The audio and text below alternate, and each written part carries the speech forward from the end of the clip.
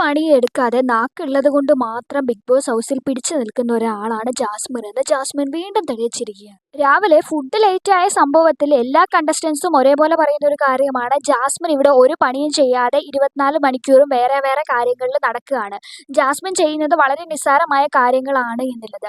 ഇപ്പം അഭിഷേകൊക്കെ ആണെങ്കിൽ പോലും പറയുന്നുണ്ട്, ജാസ്മിൻ ഈ കിച്ചൺ ടീമിൽ ഉണ്ടായിട്ട് അവൾ ചെയ്തതിനേക്കാൾ കൂടുതൽ പണി കിച്ചൺ ടീമിന് വേണ്ടിയിട്ട് ഞാൻ ചെയ്തിട്ടുണ്ട് എന്നുള്ള രീതിക്ക് അഭിഷേക് പറയുന്നുണ്ട്. അത് സത്യം തന്നെയാണ് എന്നുള്ളത് ബാക്കി എല്ലാവരും അംഗീകരിച്ചു കൊടുക്കുന്നുണ്ട്. കാരണം 24 അവേഴ്സും കുക്ക് ചെയ്യുന്നതും കിച്ചൺ ടീമിൻ്റെ കാര്യങ്ങൾ ചെയ്തുകൊണ്ടിരിക്കുന്നതും അൻസിബ തന്നെയാണ്. അൻസിബയാണ് അവിടെ ആക്റ്റീവായിട്ട് കാണപ്പെടുന്നതും.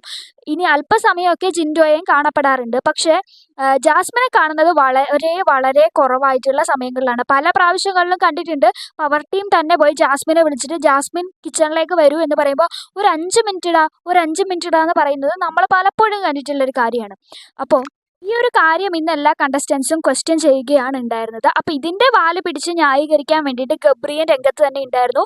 ഇച്ചിരി ലേറ്റ് ആയാൽ എന്താ അവർ ഫുഡ് കുക്ക് ചെയ്ത് തരില്ലേ എന്നൊക്കെ പറഞ്ഞ് ഗബ്രി ഇത് ന്യായീകരിക്കുന്നുണ്ടായിരുന്നു. പല പ്രാവശ്യങ്ങളിലും ഫുഡ് ലേറ്റ് ആയതിൻ്റെ പേരിൽ വലിയ വലിയ വഴക്കുകൾ ഉണ്ടാക്കിയിട്ടുള്ള ഒരാളാണ് ഗബ്രി.